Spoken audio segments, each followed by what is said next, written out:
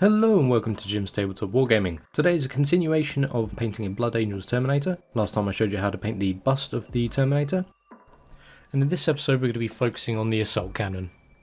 These are the paints that we're going to be using in today's video, along with the brushes that I've also used as well.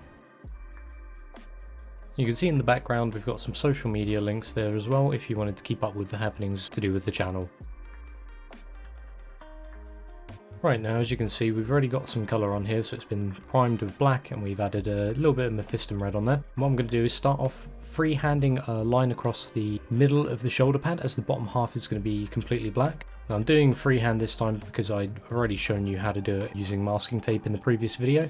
Freehand's not too hard as long as you are very careful with what you're doing, and you can always go back over and correct it with Mephiston Red if you do go a little bit too far over, it's a little bit too wonky.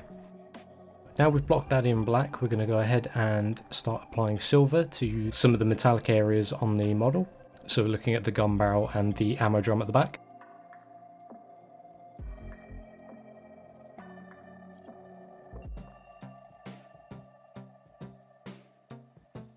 Now that that's done, we're going to apply some Balthasar's gold to the gold details and trims that are on here. So we're looking at the plate that's on his shoulder pad, ammo in the drum, and there's a few little details hanging off from the bottom of the gun there as well, which you can see I've done in gold.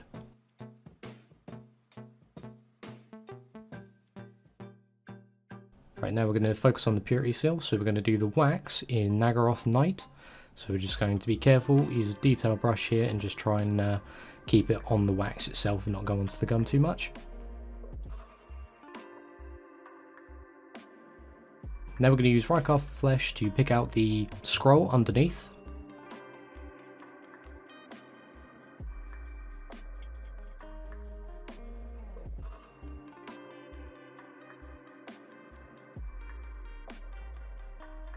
Now that that's complete, we're going to move on to just tidying up the Mephiston Red. So we're just going to go over and make sure that all the areas are nice and vivid, as I've only given it one coat in this case. So this is the second coat of the Mephiston Red, just to make sure that the colour is nice and vivid on there, and just to correct some of the places where I've gone over as well.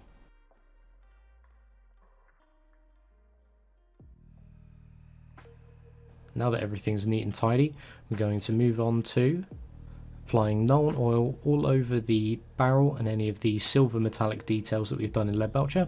So we're just going to let that pool in the recesses and make sure that there's not too much on any of the topmost parts of the details. So we're really just looking at the in-between places.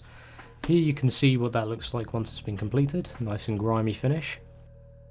We're going to use Agrax Earthshade just to separate some of the panel lines and any of the recesses that we've done in red. We're also going to apply that onto the ammo and onto the purity seal as well, and any of the details that we've done in gold.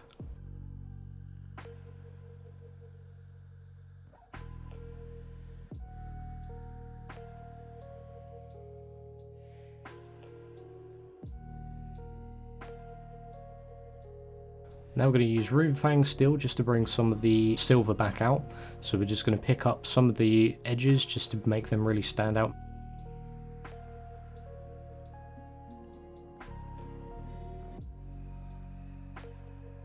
Now we're going to use Mephiston Red just to correct any areas where we may have gone over with the Agrax, just to make sure that the areas aren't too dark for the following coats.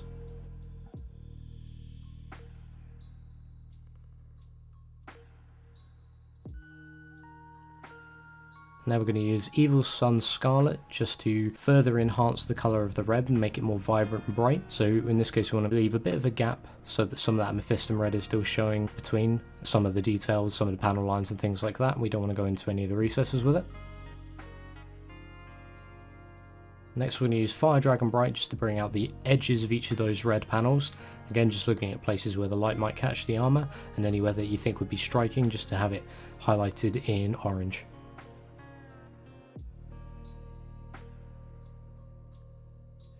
Now that that's complete, we're going to move on to the next stage. Now for this, we're going to use Druchii Violet just to create a sort of heat bleached effect on the guns, to make it look like the barrels have been getting hot repeatedly for very long periods of time.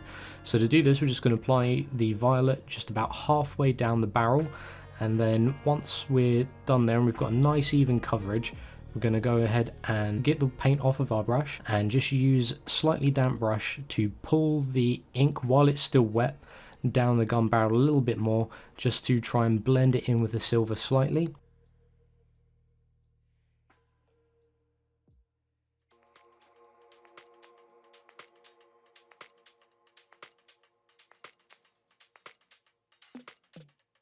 That's what it looks like now, so we've just got a very subtle heat effect to the end of the barrel.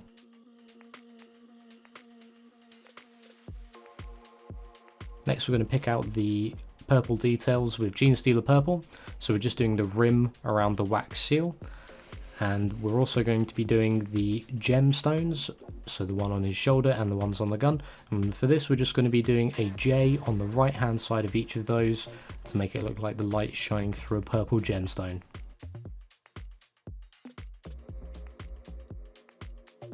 Next we're going to apply some Emperor's Children, and for this I'm just going to be picking out the topmost parts where it's raised up on the purity seal, so just on these edges here it's just slightly higher than the rest, and then we're also going to be applying that onto the gemstones as well. So for that we're just going to apply them right at the bottom, in the middle, just to enhance that purple colour just a little bit more, make it a little bit more vibrant than it was before.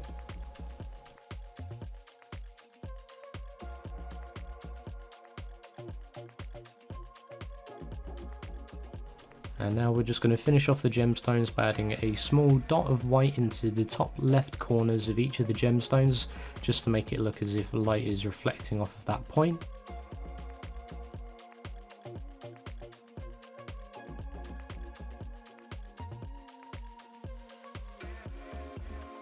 And there we are, you can really see the effect that that gives.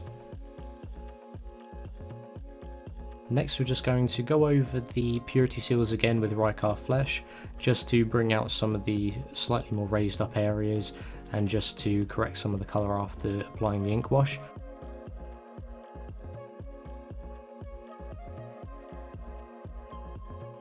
And then what I'm going to do is highlight the edges, so just the edges, with Pallid Witch flesh, just to really make them pop out a little bit more.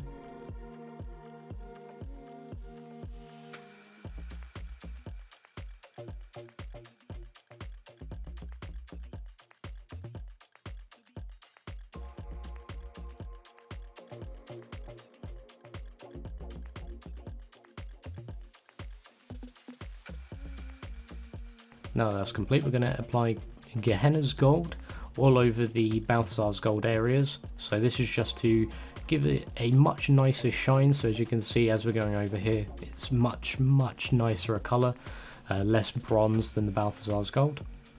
And we're going to apply that to all the gold details apart from the shell casings. Then we're going to pick out the edges with Auric Armour Gold, just to give it a slightly worn look to the edges, as it's very much a lighter colour than the Gehenna's Gold.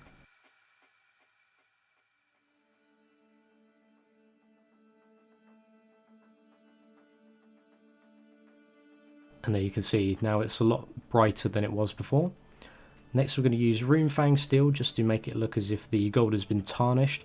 So we're just going to apply this over areas where it might have been worn, so on these skulls for instance. And there we have it, that's the effect that that will give you once it's complete.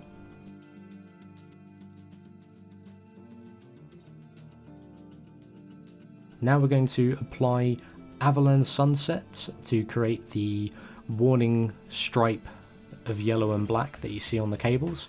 Now for this we're just going to do freehand and just gently measure out by eye a gap in between each one, so place a little bit of yellow on there in almost a diagonal shape, and then try and match the distance between it so that you've got fairly even distance between each of the yellow dots, and that will give you that nice effect that you see here.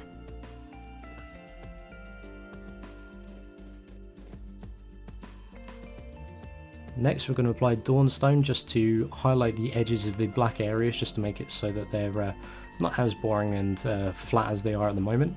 So for this we're just going to pick out every single edge that we've done there in black. We're going to leave the part where the black meets the red, that's fine as it is.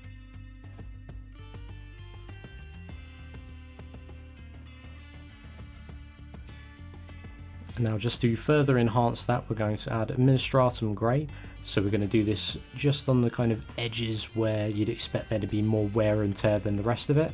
So we're just doing on these very fine edges.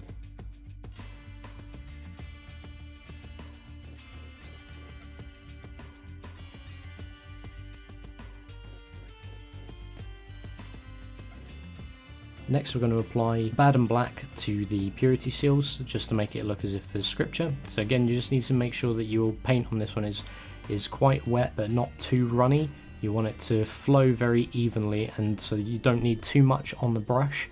You just need to apply them in very fine lines very quickly across there. It doesn't need to be too accurate, it'll still give a very nice effect. And there we are, that's complete.